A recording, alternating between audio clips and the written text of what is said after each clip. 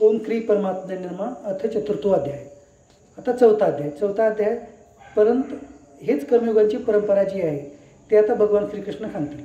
श्री भगवान वाच. आता हे आपल्याला ही कर्मयोगाची सुरुवात कुठून झाली हे आता भगवान श्रीकृष्ण या श्लोकामध्ये सांगत आहेत. भगवान श्रीकृष्ण कर्मयोगाची परंपरा सांगताना म्हणतात की इमं विवक्वते योगम प्रोक्तवानहम अव्ययम विवक्वान मनवे प्राह मनु इच्छिकावे अब्रवीत. श्री भगवान म्हणतात की मी हा अविनाशी योग सूर्याला सांगितला होता. सूर्याने आपला पुत्र मनु याला सांगितला आणि मनूने त्याचा पुत्र राजा इक्ष्वाकू याला सांगितला. बघा आपल्यामध्ये अशी म्हणजे ही जी परंपरा आहे शास्त्राची भगवद्गीतेची आहे, कर्मयोगाची परंपरा आहे, याचे पूर्ण पुरावे उपलब्ध आहेत सर्व आपल्या ग्रंथामध्ये. मग आता कर्मयोगाचा मार्गाचं आचरण जे आहे हे पहिल्यांदा कुणाला सांगितलं तर भगवान म्हणतात की हे मी सर्वप्रथम पहिल्यांदा कुणाला सांगितलं होतं तर सूर्याला सांगितलं होतं म्हणाले. म्हणजे हे सृष्टीचे आरंभ आहे. आता सांगायचं आता फक्त उगं 1 मिनिटाच्या आत सांगतो मी. आता सध्या ब्रह्मदेवाचे याच्यानुसार 50 वर्ष संपून त्याने 21व्या वर्षात पदार्पण केलेले आहेत. म्हणजे महाप्रलय झाल्यानंतर जेव्हा हे सृष्टीची उत्पत्ती झाली त्याच्यामध्ये आता त्यांचं हे किती आहे ते थोडक्यामध्ये उगं 1 मिनिटामध्ये सांगतो मी. त्यांचा 1 दिवस ब्रह्मदेवाचा 1 दिवस म्हणजे आपले 1000 युग जेव्हा होतात तेव्हा ब्रह्मदेवाचा 1 दिवस होतो. आणि आपल्या युगाची संख्या कशी आहे आता हा आपला कलियुग आहे. कलियुग जो आहे तो आहे 4,32,000 वर्षाचा. त्याच्यापैकी आत्ता आपल्याला 5,200 वर्ष संपलेली आहेत. 200 वर्षापेक्षा थोडं पुढे जास्त झालेले आहेत. तर 5,200 वर्ष बरोबर. आणि ह्या 5,222 काहीतरी वर्ष पुढे झालेत. तर या 5,222 वर्षापूर्वी त्यावेळेला द्वापार युग संपलेला आहे. म्हणजे श्रीकृष्णांनी जन्म घेतलेला त्यावेळेला द्वापार युग संपलेला. आणि त्या द्वापार युगामध्ये भगवान श्रीकृष्णांनी ही भगवद्गीता सांगितलेली आहे. भगवान श्रीकृष्ण जेव्हा रणांगणावर होते अर्जुनाने त्यांच्या ह्या मनुष्य धर्मामध्ये जन्म घेतले त्यांच्या वयाच्या 72-73 वर्ष असताना त्यांनी सांगितलेली आहे भगवद्गीता अर्जुनाला. तर त्यावेळेला आणि ते त्याचं जे वर्ष आहे द्वापार युगाचं तर द्वापार युगाचं वर्ष कालावधी आहे 8,64,000 वर्ष. त्याच्यानंतर द्वापार युगानंतर आहे त्रेतायुग जे की आपण श्रीरामाचं युग म्हणतो. तर ते जे आहे याच्या दुप्पट द्वापार युगाच्या 8,32,000चं ह्याचं दुप्पट 64,000च्या दुप्पट करायचं. मग ते 17 लाख काहीतरी येतात. 64,000 का पुढे काहीतरी येतं तेवढं वर्ष त्रेतायुग. त्याच्यामध्ये श्रीरामांचं आणि त्याच्या अगोदर होतं राजा हरिश्चंद्राचं युग जे होतं सत्ययुग ते त्याच्या दुप्पट म्हणजे जवळपास ते होतात 35 लाख वर्ष कालावधी अशा प्रकारचा. तर हे युगाची कालावधी. हे युग जे आहे हे 4 युग झाल्यानंतर आपल्या ब्रह्मदेवांचं जे आहे ते 1 तास होतं. हां मग अशा प्रकारचे म्हणजे हे काय सांगितलेलं आहे आपले हे असे हे जे आहेत हे चतुर्युग झाले. हे एक म्हणजे सत्ययुग त्रेतायुग द्वापरयुग आणि कलियुग हे तिन्ही मिळून काय झालं एक चतुर्युग झाला एक युग. तर अशी चतुर्युगाची एकूण 1000 व्हायला पाहिजे तेव्हा ब्रह्मदेवाचा 1 दिवस होतो. आणि हे ब्रह्मदेवांचे असे देव असे आत्तापर्यंत हे उत्पत्ती होऊन हे एवढे वर्ष झालेले आहेत 51 वर्ष जवळपास ब्रह्मदेवाचे. तर त्याच्यापूर्वी सूर्याची उत्पत्ती झालेली आहे. म्हणजे जेव्हा ब्रह्मदेवांची झाली त्यांच्यापूर्वी सूर्याची उत्पत्ती. तर त्यावेळेला मी हा कर्मयोगाचा सिद्धांत पहिल्यांदा सर्वात अगोदर सूर्याला सांगितलं. मग सूर्याने कुणाला सांगितले नंतर पुढे त्यांचा पुत्र मनू ज्या ह्या पृथ्वी तलावरती पहिल्यांदा मनुष्य आपल्याला जे म्हणलं जातं ते मनूची उत्पत्ती झालेली होती. म्हणून आपल्याला सगळ्यांना मनुष्य क्षण पुढे पडलं. तर पहिल्यांदा उत्पत्ती कुणाची झाली होती मनू. ते राजा पण होते. मग त्या मनूपासून आपल्या सर्वांच्या मनुष्याची उत्पत्ती झाली आहे म्हणून आपल्याला मनुष्य असं नाव पडलेलं आहे. तर मग ते सूर्याने कुणाला सांगितले सूर्यांचे पुत्र मनूंना सांगितले. मनूने कुणाला सांगितले म्हणून त्याचा पुत्र राजा इक्ष्वाकूला सांगितले. राजा इक्ष्वाकू जे होते श्रीरामाच्या वंशातले म्हणजे राजा हरिश्चंद्रांच्या पूर्वीचे ते राजा इक्ष्वाकू होते. म्हणजे हे अशा पूर्ण परंपरा सांगितली. म्हणजे कर्मयोगाची परंपरा चालू कुठून झाली भगवंतानी स्वतः भगवान सूर्यांना सांगितले. सूर्याने त्यांचा पुत्र मनूला सांगितले. मनूने त्याचा पुत्र इक्ष्वाकूला सांगितले. अशी ह्याची परंपरा. मग आता हे पुढे काय झालं एवं परंपरा प्राप्त इमं राजश्रेय युधू क कालेनी ह महता योग नष्ट परंतपा. हे परंतप अर्जुना म्हणजे तप करणारा अर्जुना अशा प्रकारे परंपरेने आलेला हा योग राजश्रीनी जाणला, परंतु त्यानंतर पुष्कळ काळापासून हा योग या पृथ्वीतलावर लुप्तप्राय झाला आहे. आता भगवंत सांगतात की हा योग सांगितला, मग हे पुढे श्रृंखला चालू राहिली.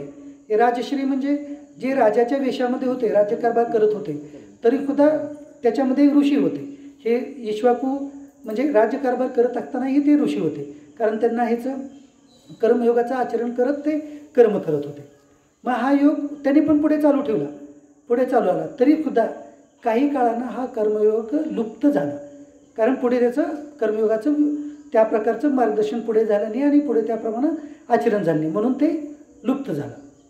ह्य यवयम मया ते योगयुक्त प्रोक्त पुरातन भक्तोशी मे ककाचेती रहस्यम हेत उत्तमम. आता भगवान श्रीकृष्ण अर्जुनाला म्हणत आहेत, हे अर्जुना, तू माझा भक्त आणि प्रिय कका आहे, म्हणून तोच हा पुरातन योग आज मी तुला सांगितला आहे, कारण हा अतिशय उत्तम आणि रहस्यमय आहे, अर्थात गुप्त ठेवण्याजोगा आहे.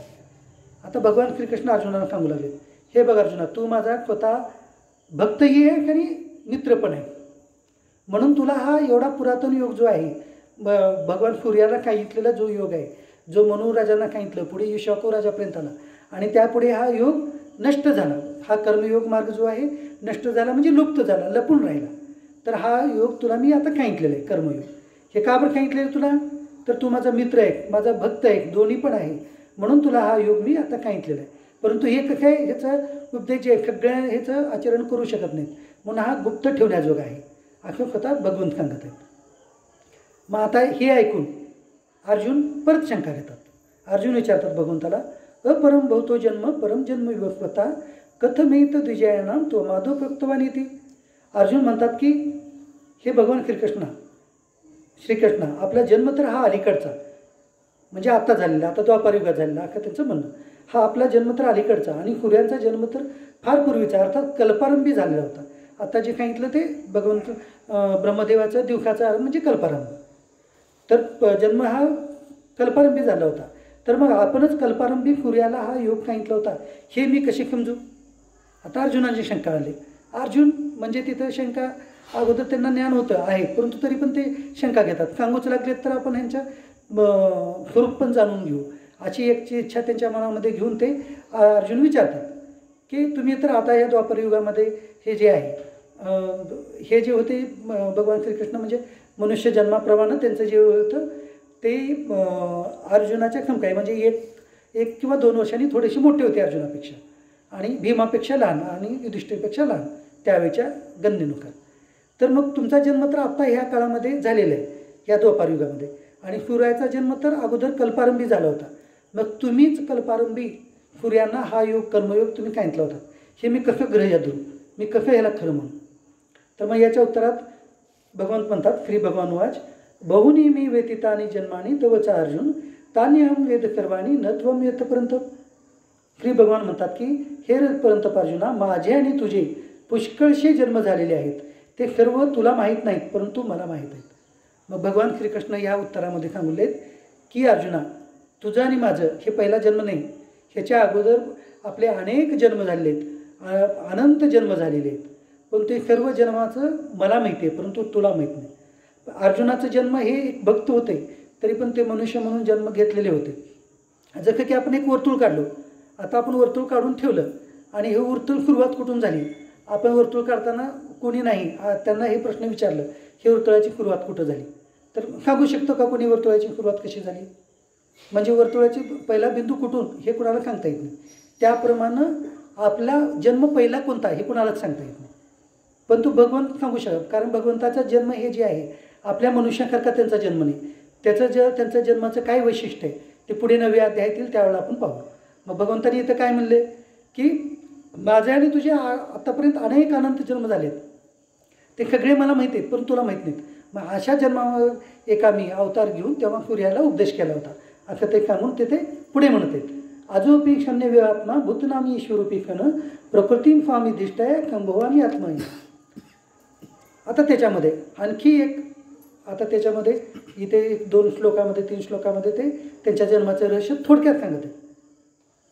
मी जन्मरहित आणि अविनाशी असूनही, तसेच सर्व प्राण्यांचा ईश्वर असूनही आपल्या प्रकृतीला स्वाधीन करून आपल्या योगमायेने प्रगट होत असतो. आता भगवंतांनी त्यांच्या जन्म घेण्याचं रहस्य सांगितलं. मी काय जन्मरहित आहे, म्हणजे माझा जन्म होत नाही आणि मी अविनाशी आहे. आखून पण मी ह्या सर्व ब्रह्मांडाचा ईश्वर आहे, परमेश्वर आहे. तरीसुद्धा मी काय करतो, माझ्या प्रकृतीला स्वाधीन करून मी योगमायेने प्रगट होतो. येतं पहा. आता ह्याच्यामध्ये आपल्याला म्हणजे ह्याच्यामध्ये महाभारतामध्ये त्याचं वर्णन आलेलं आहे. श्रीकृष्णाचा जन्म झाला, हे झाला. जन्म झालेला प्रत्यक्ष कोणीही पाहिलं नाही. मग स्वतः भगवंतांनी सांगितलेले आहेत. मग आता देवकीनं पण पाहिलेलं नाही जन्म झालेला, म्हणजे कोणीच पाहिलं नाही जन्म झाला. मग इथं ते स्पष्ट वाक्य मी माझ्या योगाने प्रगट होत असतो असं सांगितले. म्हणजे ते आपल्यासारखं जन्म घेत नाहीत, तर ते प्रकट होता. प्रकृती स्वामधिष्ठाय संभवामी आत्ममाया. संभवामी म्हणजे प्रगट होणं. तर मी योगमायेद्वारे प्रगट होतो, जन्म घेतो असं म्हणले नाही त्यांनी. मी प्रगट होतो. ह्याचं विश्लेषण 11व्या अध्यायामध्ये प्रगट होणं कसं आहे ते पण त्याचा विषय फार मोठा आहे. 11व्या अध्यायामध्ये तेच आहे पूर्ण. मग आता हे का बरं प्रगट होतो मी, त्याचं सांगतात, कारण सांगतात ते प्रगट व्हायचं. यदा यदा ही धर्मस्य ग्लानिर्भवती भारत अभ्युत्थान ही धर्मस्य तदात्मक रजामन. हे भारता जेव्हा जेव्हा धर्माचा राग आणि अधर्माची वाढ होत असते तेव्हाच मी आपले रूप रचतो, म्हणजे आकार घेऊन लोकांसमोर प्रगट होतो.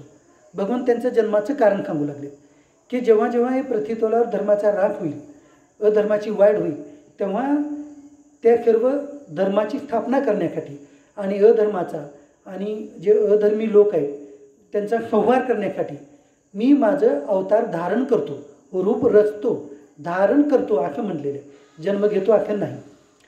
तदात्मन सृजाम्यहम म्हणजे सृजाम्यहम म्हणजे मी रचना करतो, माझ्या रूपाची रचना करतो किंवा मी प्रगट होतो असं भगवंत म्हणतात. आणखी पुढे काय आहे त्यांचं हे कारण, परित्राणाय साधूनां विनाशाय च दुष्कृतां धर्मसंस्थापनार्थाय संभवामी योगी योगी. सज्जनाच्या उद्धारासाठी, पापकर्म करणाऱ्यांचा नाश करण्यासाठी आणि धर्माची उत्तम प्रकारे स्थापना करण्यासाठी मी युगायुगामध्ये प्रगट होतो. भगवंत त्यांचं प्रगट होण्याचं कारण सांगू लागले. सज्जन महापुरुषांचा उद्धार करण्यासाठी, अधर्मी लोकांचं संहार करण्यासाठी आणि धर्माची परत उत्तम प्रकारे स्थापना करण्यासाठी मी प्रत्येक युगामध्ये प्रगट होत असतो. मग ते प्रत्येक युगामध्ये त्याने अंशावतार घ्यायचं का काय घ्यायचं हे भगवंतच ठरवतात. ते आपल्या कोणाला झाल्यानंतर, अवतार झाल्यानंतर माहीत होतं. अवतार चालू असताना माहिती होतच नाही ते. मग आता याच्या पुढे भगवंत म्हणत आहेत, जन्मकर्मच मे दिव्यमेवम यो यती तत्वता त्यक्त्वा देहम पुनर्जन्म नैती मामिती. अर्जुन, हे अर्जुना, माझा जन्म आणि कर्म दिव्य अर्थात निर्मळ आणि अलौकिक आहेत असे जो मनुष्य तत्वता जाणतो तो शरीराचा त्याग केल्यावर पुन्हा जन्माला येत नाही, तर मला जीवन मिळतो. आता भगवान श्रीकृष्ण त्यांच्या स्वरूपाला जो कोणी जाणतो, हे जन्म कर्म दिव्य आणि निर्मळ आणि अलौकिक आहे जो जाणतो, तत्वता जाणतो. तत्वता जाणणं हे सांगितलेलं आहे. हे जर जो व्यक्ती जाणतो तो सुद्धा ह्या शरीराचा म्हणजे मनुष्य शरीराचा जो त्याग केल्यानंतर पुन्हा तो जन्माला येत नाही असं भगवंताचं म्हणणं आहे. मग हे जाणणं, तत्वता जाणणं म्हणजे हे पूर्ण भगवद्गीता झाल्याशिवाय तत्वता जाणणं शक्य नाही आहे. म्हणून ते फक्त जाणण्यासाठी आपल्याला ह्या भगवद्गीतेचं अध्ययन करायचं आहे, आचरण करायचं आहे.